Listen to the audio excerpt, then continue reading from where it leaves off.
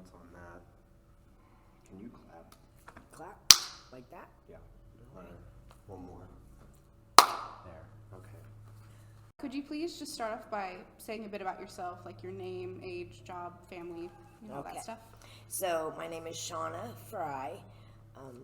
I am soon to be 52 years old this Wednesday.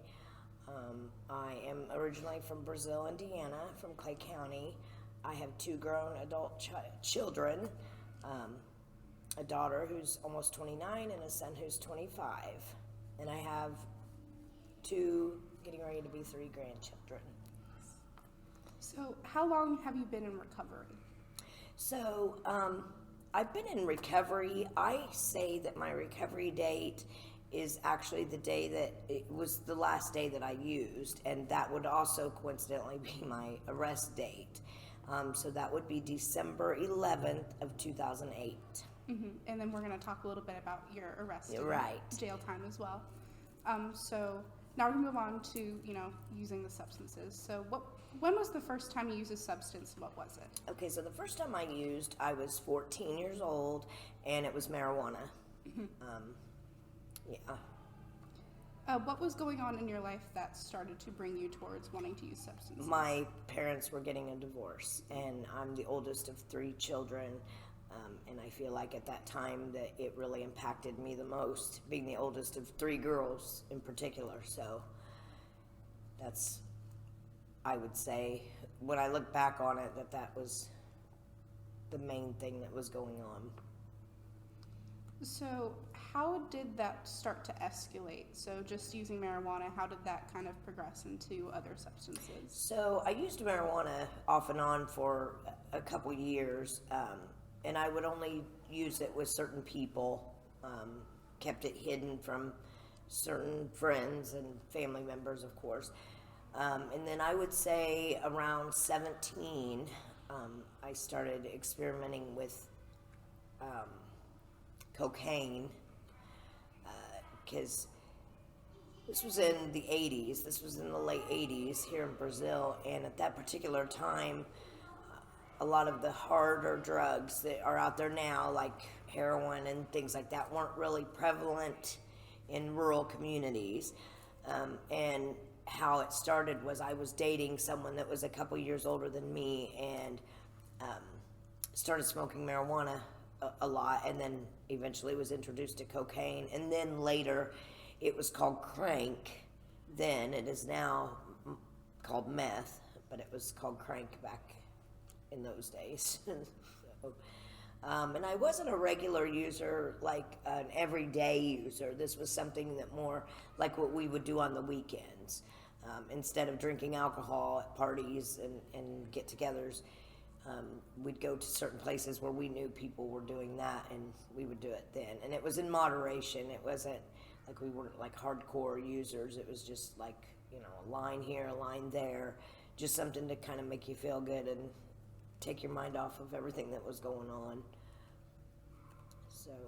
So if it wasn't a huge issue then, when did it start becoming an issue? And when did you realize that it was really an issue? Okay, so shortly after I turned 18, I got pregnant by this same gentleman, and I did not want to have the baby. He was very abusive to me mentally, physically, verbally, emotionally, and I found out I was pregnant the day after his best friend was shot and murdered here in Clay County. I literally found that out within hours after his murder. So it was a very emotional time, and I had been trying to kind of end the relationship with him, but had been stalling it. And so then whenever I found out I was pregnant, I knew that I didn't want to have that baby, so I chose to have an abortion. And after the day that I went and had the abortion, when I went to some friends' houses to kind of heal and just kind of block it all out, they had a lot of cocaine there, and I did a lot of cocaine then, and it was from then on out, it's when it became like more of a weekly thing. Looking back, I never bought my drugs. I feel like at that time I was a young teenager, and I was attractive, and so I could kind of finagle my way and maneuver and manipulate my way into wherever the drugs were and get them at no cost. And I did that with my girlfriends too. I had friends that we would do that. So, and then this went on for a couple years, like off and on, till I turned, probably 21, 22, and then I got with my children's dad, and I got pregnant again, and said I was not going to go through what I had went through before, but the use was more. We were using, my children's dad and I were using daily at that particular time, and so, and I'm ashamed to say, but it's part of my story, but up until my about 4th month of pregnancy with my daughter, I used daily. At that time, this was in the early 90s, and so meth wasn't really being smoked like it is now. It was, you snorted it. And so that's how I would do it, or I would eat it. But again, like I said, when I found out I was pregnant, although it was hard, I eventually quit using it through that pregnancy. However, after I had my daughter, I got right back on it. Got it. So my next question is, how did your friends and family react to your substance use, and did any of them pull away or have any negative reactions? So my friends were people I was using with. My family did not know what I was doing. They did not know for years what I was doing, and which would lead to eventually my incarceration, and that is when my family really found out the full-blown use, so they did not know. My family did not know. I hid it very well from my family. So whenever you were using, what resources did you have available to you, if any were available to you? So yeah, I saw that question, and honestly, to my knowledge, there wasn't really anything around back then. I remember people a little older than me getting into trouble with alcohol and things like that, and they would be referred to Hamilton Center, or there was, I can't even remember the name of the place, but there was a local counseling place, but it was mostly used when people got in trouble with the law. It wasn't something that people just, what I can remember, just willingly went in and said, hey, I have a drug problem, I'd like to get some help. Resources and again, this was in the 90s, in the early to mid 90s, things like that just weren't real available then. So none. There were no resources. Got it. So next we're going to move on to talking about your incarceration. Okay. So just talk about, whenever you first were arrested, what happened, what were the charges, did you kind of know it was going to happen, tell that story. Okay, so I went off and on using meth all through the 90s I got married, I got divorced. In the early 2000s, I had my children, and I got really, really heavy into meth. I got a job at a local factory here in town. I started dating younger men, boys, and I started getting back on the meth scene. I eventually lost my kids. My ex-husband took them from me, and from 2000 to 2008 is honestly, it's like a blur for me. I was living in several different houses. I would have jobs, but I wouldn't work them for very long. I would get places to rent, but I wouldn't stay there very long. I was very sexually promiscuous in my addiction. I had many friends come and go, and I even became an IV user briefly. I did a lot of things in those 8 years that I'm not proud of, and honestly, a lot of it I've forgotten about, and I think it's because my mind has just blocked it out. But eventually in 2008, early 2008, I had an opportunity to sell methamphetamine, and I jumped on that opportunity because I was already heavy in my addiction and in my active use, and I figured that this would be a way for me to be able to provide for my habit as well as get to have money. So I got involved with some people, and I started selling a lot. The girl I sold for gave me a little bit of meth, and just kind of like a trial run. I proved myself. So then it got to the point where I was driving to Indianapolis twice a week and picking up pounds of meth. Never got pulled over, never got in any kind of trouble with the law, and the more I did it and got away with it, it felt like the easier it became. And so I think I just got it in my head that, I'm getting away with something, so I just ran with it. In December of that same year of 2008, at 6 o'clock in the morning, 15 federal agents came into my home and arrested me and sat me down on my couch and searched through my home, ransacked my home. I lived a block away from the person that I was selling for, and they told me that if I didn't believe how serious this was, to look outside my door, and I could see that my friend was going through the same thing. And I said, it's okay, I believe you. There's 15 of you in my home. They took us to jail. They took me to jail, and as I was standing in the jail in Vigo County, I was living in Terre Haute at the time. As I was standing in the jail, waiting to get booked in, more and more people started coming in that I knew. And as they started coming in, I started realizing that this was pretty serious. That, if they've got that person and they've got that person and so on, to where it eventually was 19 people that were on my indictment. It's a federal indictment. My papers say the United States of America versus Shonna Frye, rather than if you get in trouble locally with the state or your county, your papers would say the state of Indiana versus you. Mine said the United States of America versus Shonna Frye, and it was it was scary, and it was serious, and I knew right then that this was some big time stuff.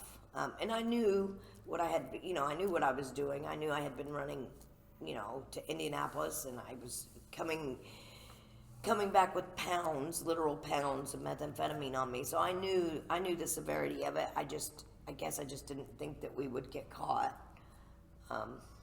And so I got caught, obviously, and I ended up I was facing 10 years. That was the minimum that I could get, because my charge was technically conspiracy to distribute methamphetamine. So on a conspiracy charge, conspiracy is when two or more people are talking about committing an illegal act. So they got me and my friends talking about it. Someone wore a wire on us, and they got it on audio of us talking about selling. They never got me in the physical act of selling. So they never got me saying, here is your drugs, so-and-so, here is my money, so-and-so. So they never got me doing that, but they got us talking about it, and that's the loophole that the feds can use, a conspiracy charge, and that's why a lot of people do get in trouble for doing that. But anyway, I was facing 10 years in federal prison.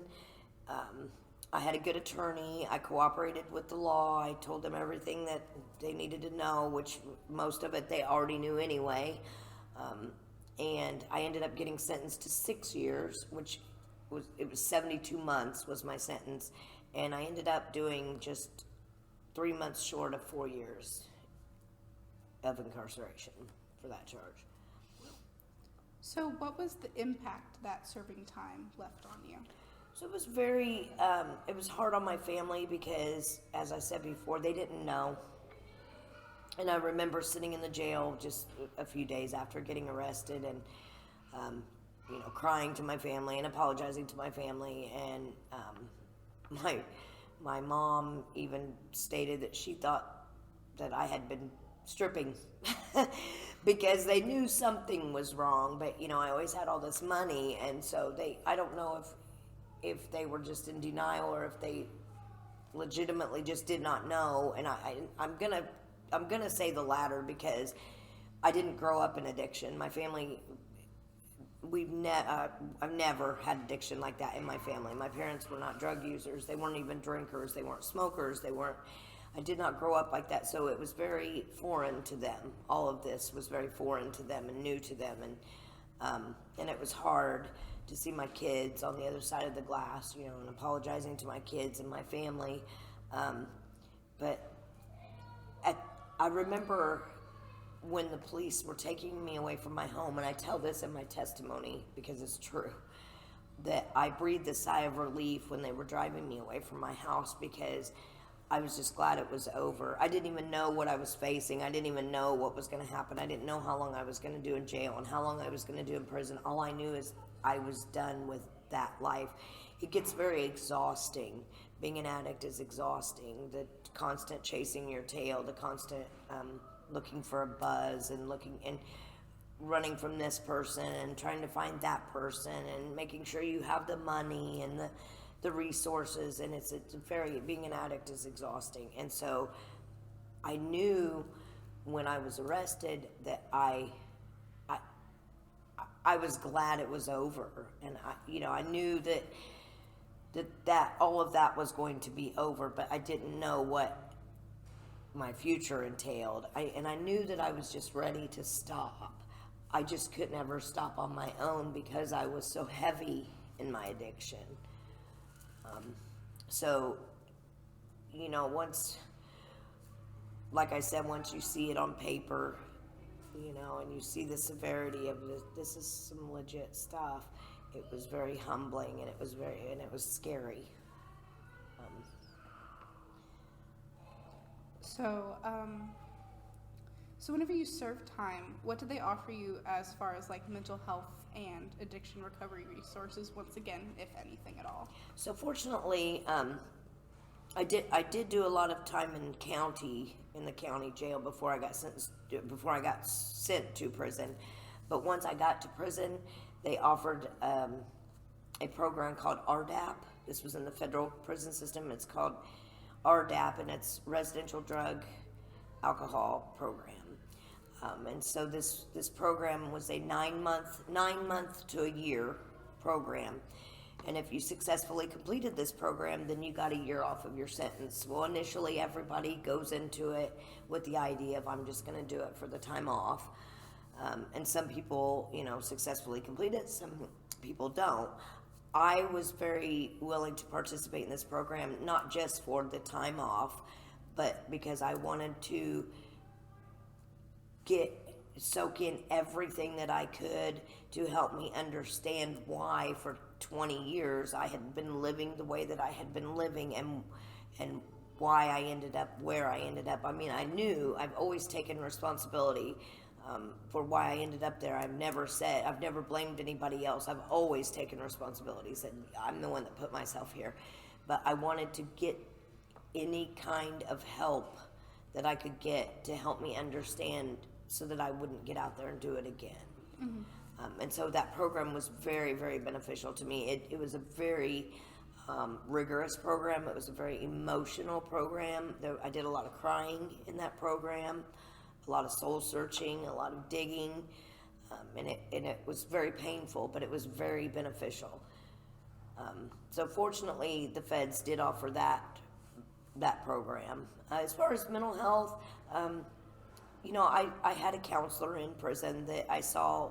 We did groups, but then we also did an individual, and so there wasn't a lack of resources in the prison system. Mm-hmm. So then my final question about your incarceration was, so did you have any fellow inmates go through recovery with you? And how did you guys help each other? And I've seen on your Facebook that you had a friend that you visited recently. Mm-hmm. So talk about how those friendships lasted as well. So, it's funny because when you're in your addiction, or when I was in my addiction, and I've found this to be true with a lot of other females that I've talked to, you don't have a lot of female friendships when in that in that world. There's a lot of competition, and there's a lot of codependency on men, and so initially going into jail and prison, it's hard because you've not had that closeness. But once you get in there and you kind of get in where you fit in, and you find that there's so many other women in there that have been through what you've been through and very similar experiences, it's very easy to get, to establish friendships. And I established a lot of close friendships in prison. I had one friend that I was very, very close to, and she ended up passing away 2 years after we were released because she had cancer. Also had a friend that I recently, like you mentioned, that lives in Iowa, that recently got married, so I was able to fly out to Iowa and see her. And I hadn't seen her for 10 years, so that was great. But you get really close. You find this common bond. A lot of the girls incarcerated, not all of them were in there for drug charges. Some of them were in there for like what they like to call paper crimes, like embezzlement or things like that. But I made a lot of good friends in prison, and I truly think I know that that's what helped me get through. And then we all had, like I said, we had a group counseling like thing together. So yeah, it was very, the amounts of friendships didn't run dry in prison. I had many friends. Next, moving on to recovery. Okay. So what was the thing that really pushed you towards recovery? Well, my arrest, but I gotta say the desire to change. At the end of the day,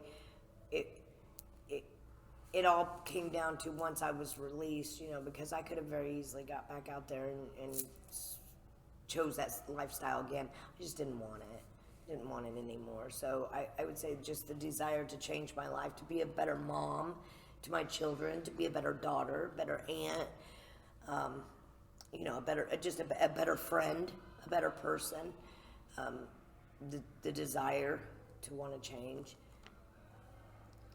So what forms of treatment did you go through, and which did you find to be the most effective? So I went through the RDAP program, like I mentioned, but I didn't really go through any other programs since I've been released. I haven't been to meetings and things like that. I tell people, everybody's pathway is different. My pathway has been Jesus. I'm very strong in my faith, and I can tell you that whenever I was in the county jail 2-3 days after I was arrested, I got on my knees and I prayed for God to take away my desire to use, and He did. I just find my pathway to be, going to church and staying connected with the recovery community. That's good. What was your support system throughout recovery, and are the people that supported you the same people that are supporting you today? So yeah, my recovery support team would be my family. It would also be friends and jobs that I've had, and then currently it would be more my job that I have now, because I'm a peer recovery coach at a local recovery center, and I work with a great group of people, and I stay connected with the recovery community. So. And then this is a follow-up question for that. So how do you think being someone who went through addiction and then helping others going through addiction, how do you think that's kind of given you a unique perspective in helping them? So I'm very relatable. I specialize in jail mentoring. I go into Clay County Jail, Vigo County, and Park County jails, and I peer recovery coach 2 girls in jail. And I just try to be open and honest with them about my story and where I've been, and I just try to be relatable. And I feel like that what I bring to the table is the lived experience. It's not ever, I would never try to discredit, like a counselor or a therapist and people that do things like that go to school. But people like that, a lot of people like that, not all, haven't truly lived the life that I've lived. So that is what I bring to the table, and that's what makes my my experience and everything so relatable to these girls, because they don't want just somebody coming in there that they don't, that's just got a certificate on the wall. And whenever I go in and I tell them, hey, here's where I've been, and then they can open up more. I find that a lot of the people that I deal with have the same issues that I had in my addiction, and that would be codependency issues, low self-esteem issues, lack of I don't want to say family support, because I've always had the support of my family, but maybe just the lack of them understanding, so that. So, what were some unique hardships that you experienced during recovery? During recovery, I think just being able to politely say no to, when I first got out, Facebook was really just starting to come. Right when I was arrested, actually, Facebook was really making its debut, and then so when I got out, of course, I wanted to get on social media and, and reconnect with some people. So in the beginning, there was a lot of people that would message me and, that thought that I was still the old me, that I had to learn how to politely say, no, that's not who I am anymore. So that's a challenge sometimes, not so much now, because I'm almost 14 years in recovery, so I'm pretty sure that about everybody knows now. But it's challenging because I made a lot of money in my addiction, and so you start thinking about the financial woes. How am I going to pay my rent? How am I going to do this? How am I going to do that? And it would be nothing for me to call someone right now and say, hey, listen, I'm struggling. Can you help me get back on my feet? And I could very easily slip right back into that lifestyle. I don't want to.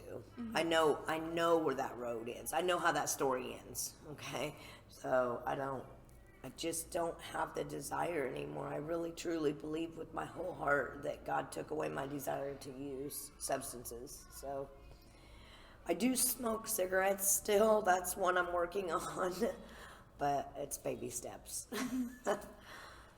So, here. Sorry, I also have allergies. What were some important things that you learned during recovery, and was anything shocking or unexpected? Honestly, I don't want to say surprised, but I guess impressed and amazed would be the word, by how large the recovery community is, and how in just the past couple years law enforcement and the judicial system have been so supportive of the recovery community, because I believe 100% that addiction does not discriminate, and I believe that a lot of these folks have seen it a little closer to home than they care to admit, and so having that kind of support from law enforcement and the judicial system, and just so many recovery resources out there now that are coming together and saying, hey, this is the deal. If we don't talk about this, then and we don't do something about it, it's an epidemic, and we got to stop it before it gets there. And so I don't really find any. What was the shocking or unexpected? Yeah, unexpected. No, I really haven't found anything shocking or unexpected, but I'm surprised and amazed at the amount of support that the recovery community has and does. So. Right. And then, how do you cope with any ideas of relapsing? So in the beginning, I would have dreams, relapse dreams. Very, very seldom. Like it was very, once or twice a year. But I don't really have any like relapse thoughts or relapse dreams anymore. I just I feel like, honestly, that God has taken that away from me, that desire to use, and I just don't really, it just doesn't, relapse is not an option for me. It's just not. Like I said, I know how that story ends. And I just don't, I don't even miss it. I don't miss the lifestyle. I don't miss that feeling of being high, that feeling of being up for 7, 8, 9 days. I don't miss it. And so it's just not an option for me. It's not even really a word in my vocabulary. All right, so these last few questions are questions that I just want to ask because of the topic of my project. So why do you think it's important for teens to have access to materials to help them deal with substance use early on? And do you think having early access to these materials could have changed your path? So I think it's very important that teens have access to this stuff, because I'm finding in my job, in my line of work, that addiction is a very generational thing.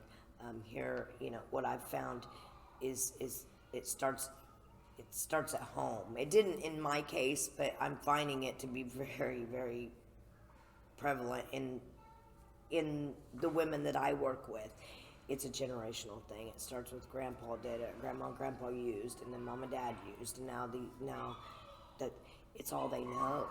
It's what they've seen growing up. So I feel like if we don't start at that very bottom, I'm all about even starting in elementary school, educating, because the jail systems and prison institutions are overran. They're overcrowded right now with people with drug-related charges, and it's got to stop. It's got to stop somewhere. So the earlier the education gets out there, the better, in my opinion.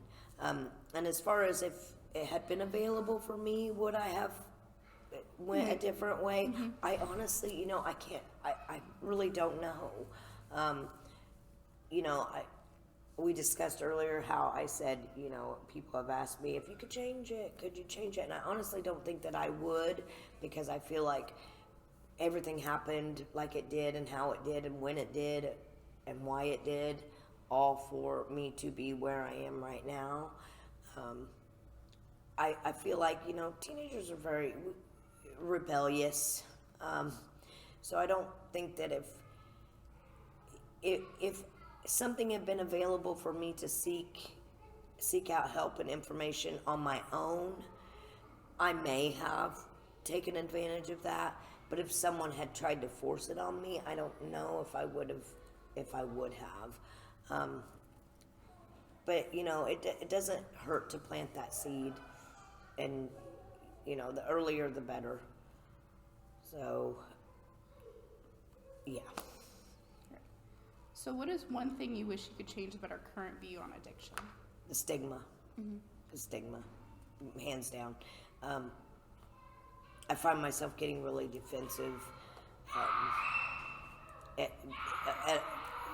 When our organization has events and people, and we'll have Narcan there, and people will jump away from it and act like it's, like it's poison or something, because they don't know. The uneducation part of it is mind-boggling to me. But the stigma of addiction, I can 100% tell you with all honesty right now, addiction does not discriminate.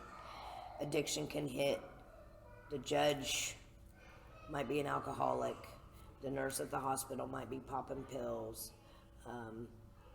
your neighbor might be smoking marijuana, your other neighbor might be using meth.